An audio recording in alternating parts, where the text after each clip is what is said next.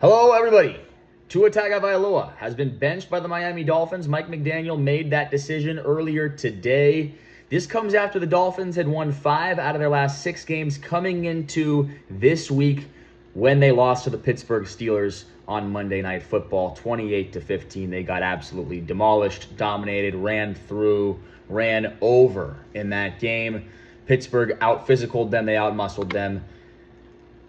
What did we expect, though? It was the Dolphins in freezing weather. Doesn't usually go well. Tua Tagovailoa does not play well in the cold. That's what everybody's been talking about in the aftermath of that game. I knew that was going to happen leading up to that game. That's just an obvious Pittsburgh Steelers spot where they win that game, especially how good Mike Tomlin has been at home on Monday Night Football throughout his career. He's now 12-0 at home on Monday Night Football. But I want to talk about Tua Tagovailoa and him getting benched because this is very interesting. The Dolphins owe him a lot of money. They just signed him to an extension in July 2024. And it was a 4-year deal worth a lot of money. So it was worth $212 million.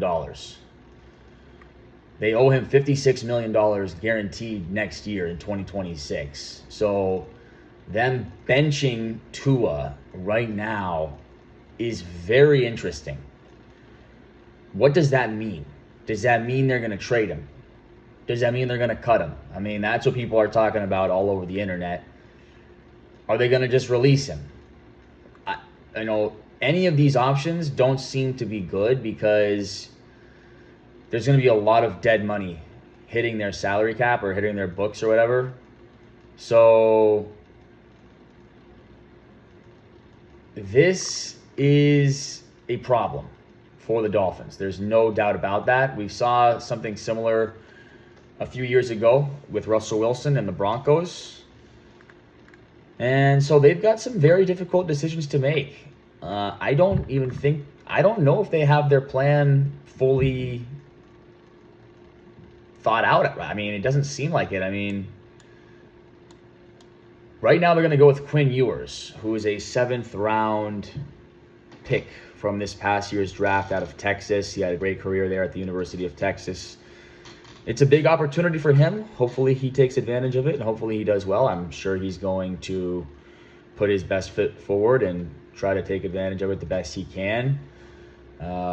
But he's just a 7th-round pick, so the expectations aren't very high for him. So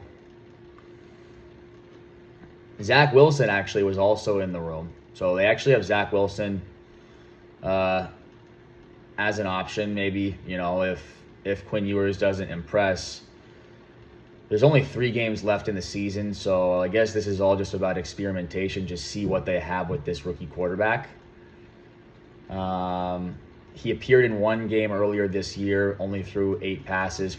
He was able to complete 5 of 8 for 50 yards, but very small sample size. So yeah, it's going to be interesting. The Dolphins are officially eliminated from the playoffs. I think it makes sense to do this. If Ewers is able to do really well, then there's their answer, right? Then he can slot in as the starter going into next year, and they can figure out what they want to do with Tua. Yeah, I think this move clearly means that they're giving up on Tua Tagovailoa, which is kind of crazy considering the money they just gave him 2 years ago. And it just goes to show you that, you can't. These guys are signing contracts way too early. We are paying these guys. The teams are paying these guys without these guys really proving anything. I mean, this guy took them to the playoffs 1 time. They lost in the wild card round. He had 1 11-win season with this team. And now we want to give him $212 million for 4 years. And it just goes to show you teams are desperate for quarterbacks that are competent in this league. I mean, I can just speak from experience with the Pittsburgh Steelers. Being a fan of that team, ever since Big Ben retired, we've had trouble replacing him. It did not go well with Kenny Pickett and Mitch Trubisky, and then Russell Wilson and Justin Fields. That didn't go well. this year has actually been okay with Aaron Rodgers. And Aaron Rodgers, it's been fun to watch him, but that's not a long-term solution. And honestly, we're 8-6, and we're lucky to be 8-6, and we're still not guaranteed to make the playoffs. So still a long way to go there. But back to Tua, I just think that. So Mike McDaniel said the quarterback play was not good enough. Tagovailoa said he was disappointed by the news. He's not happy about it. He said, I'm here, and my role right now, if I'm not starting, is to help the starter help us win games. So Tua, of course, putting his best foot forward. McDaniel said, I think Quinn gives this team the best chance to win. Ultimately, the team needs, and I'm looking for conviction in quarterback play. Understanding that he is a rookie, I felt that he would play the position the most convicted, which impacts every player on the field. Just sad that we got to this point with Tua, man. A prospect that, a lot of people were really high on. A former top pick in the NFL draft. And, there's a lot to unpack here, man. A lot to unpack here. I think this ultimately falls on the heads of the Dolphins ownership and management, upper management. They should have never given him this contract to begin with. That was a bad contract. And then also they probably should have never even drafted him. Brian Flores was there. He said he didn't want to draft him. And they pushed Brian Flores out. They draft this guy, and it looked good for a little bit, but he's injury prone. And he can't play in cold weather. And in the NFL, you're going to have to play in cold weather. That's just a part of the game. So, I hope that Tua ends up finding a place where he can land on his feet and, maybe, can have a nice redemption story with a different team. And that's always in the future. Hopefully he's able to do well in his future. But, for this specific situation, it's just unfortunate. And so, hey, good luck to Quinn Ewers. I hope he takes advantage of the opportunity. But the Dolphins are eliminated. So that is the Tua Tagovailoa situation. It's unfortunate. Also, I think Mike McDaniel shouldn't be fired at this point. He should have already been fired quite a while ago. But he got his job saved by them winning 5 out of the last 6 games. But my personal opinion is that he's not a competent head coach. I do not think he is a leader of men. I don't think he is able to inspire the locker room. He just doesn't seem inspirational to me at all. Now, maybe I'm judging him a little bit too harshly. It's possible, but who knows, man? Maybe, talk to those guys in the locker room, but, something's not working over there for the last few years. So I personally don't think he should be in the job, but that's neither here nor there. So trying to figure out if I want to end this video here or if I want to talk about something else. You know what? Let's bring up Patrick Mahomes really quickly here at the end of this video. So Patrick Mahomes is planning to return in week 1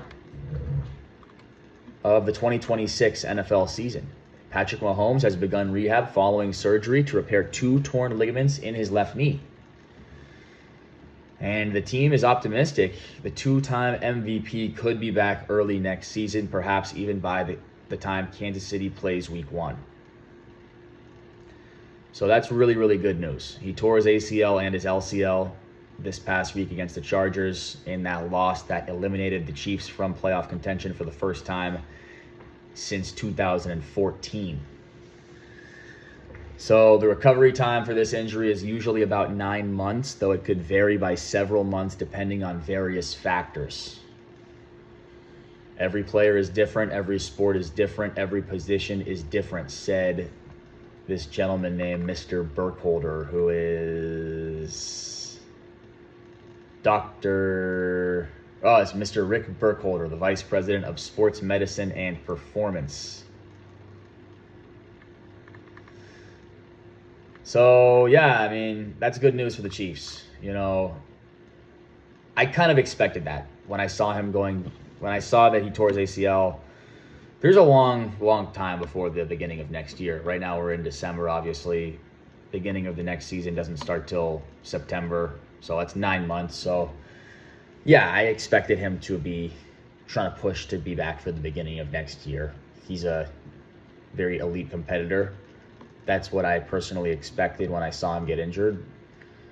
Now, it's not going to be easy. I think everybody knows that this is a difficult injury to come back from. But it's good to see that he should be able to come back for the beginning of next year. That's definitely good to see because he's one of the best players in the NFL. And the NFL is more entertaining when we have Patrick Mahomes. I think all of us want to see Patrick Mahomes out there playing at a high level. So, good to see that. All right, let's cover Michigan and their search for their new head coach now that Sharon Moore has been fired. This is interesting because obviously people are, wondering who are they going to hire. This is the biggest job probably that's available right now. I mean, it's one of the biggest jobs in college football, and it's open thanks to Sharon Moore making some really dumb decisions. So Michigan reportedly has been linked to Alabama's Kalen DeBoer, Arizona State's Kenny Dillingham, and Vanderbilt's Clark Lee, according to Fox Sports lead college football analyst Joel Klatt.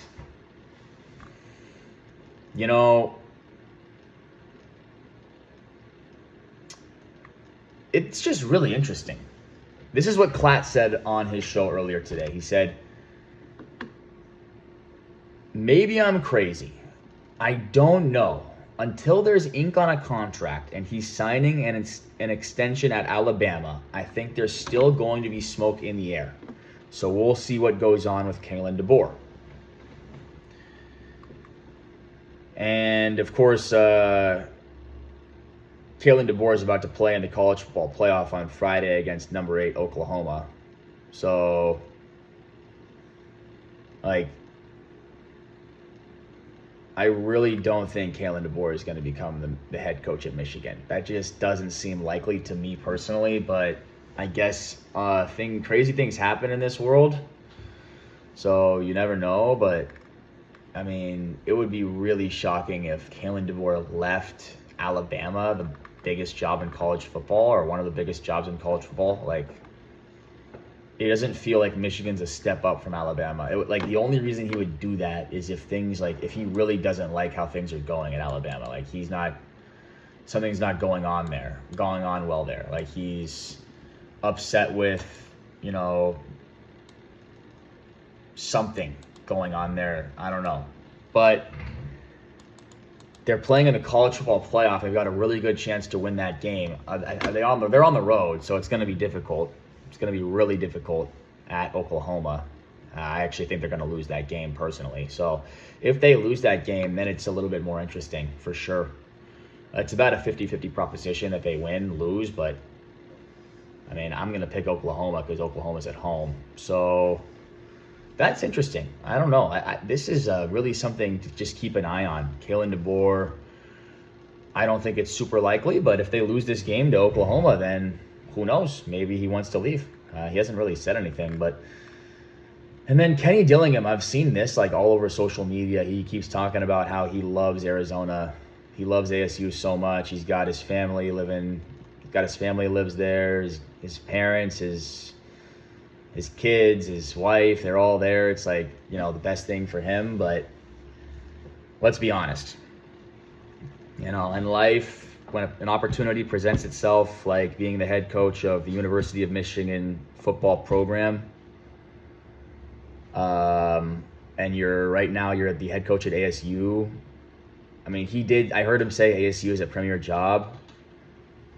I mean, he's kidding himself if he thinks ASU is on the same level as Michigan. I mean, I think he's just saying this stuff to the media. But, man, I just find it hard to believe that he will turn down the University of Michigan job to stay at ASU. I mean, he's doing a great job there, by the way. They were not good before he got there. They were horrible. And first year he gets there, they go to the playoff. They almost pull off an upset against, I think it was Texas, if I'm not mistaken. And honestly, they should have won that game, if I remember correctly. That was last year. But this year, another good year for them. They actually had a good, solid year. Like two good years in a row for ASU. So he's doing a great job. So it's understandable that Michigan would be interested in him. But he's talking about how he doesn't want to go and he doesn't want to leave. I've been seeing that all over social media because, okay, he went to ASU. Dillingham is at his alma mater, and they're reportedly working on an extension with Dillingham at ASU. There's also some family dynamics that might keep him in the Phoenix area. And then Clark Lee, who is also at Vanderbilt, he's at Vanderbilt. He is also at his alma mater. But you've got to kick the tires on a guy you might feel is a good fit. So those are the three names that you keep an eye on. Well, all three seem unlikely now that you read that Dillingham is at his alma mater. Clark Lee is at his alma mater. And Kalen DeBoer is at Alabama. Now, there's a lot of uncertainty, and the University of Michigan is, a very enticing job. So it makes sense that you would, go ahead and kick the tires. So, yeah, I guess, Michigan has serious interest in Kalen DeBoer. And that's why, this game against Oklahoma for Alabama has just a little bit more riding on it. And there's already a lot riding on that game, but now there's just a little bit extra because let's say things don't go well, Kalen DeBoer gets thrown under the bus. Heck, he might just go to Michigan. I mean, this is just I don't know. I have no idea. This is crazy. But all right. I think I'm going to end it right there. So that's three things covered. I mean, just keep an eye on Michigan's head coaching search. It's an open job. It's a really interesting job that's just open, and it's the biggest job that's open. So let's see who gets it. And then, sorry, Tua, you got benched, but it's because he played really poorly all year long, and he's not winning games, and got to see what the rookie quarterback has to offer. So understandable move, and we'll see what they do with Tua moving forward. It's really, really interesting. Are they going to trade him? Are they going to cut him? Are they going to release him? Or are they going to bring him back as their starting quarterback? I highly doubt that last option is even viable at this point, but we'll see. And then, Pat Mahomes, he's going to come back. Pat Mahomes is going to come back most likely early next year as long as there's no setbacks in his recovery. So that's good news. That's really good news. Glad to hear that Pat Mahomes is going to be able to come back to the NFL and play hopefully at a high level early on next year because we all want to see him play. All right. See you guys later.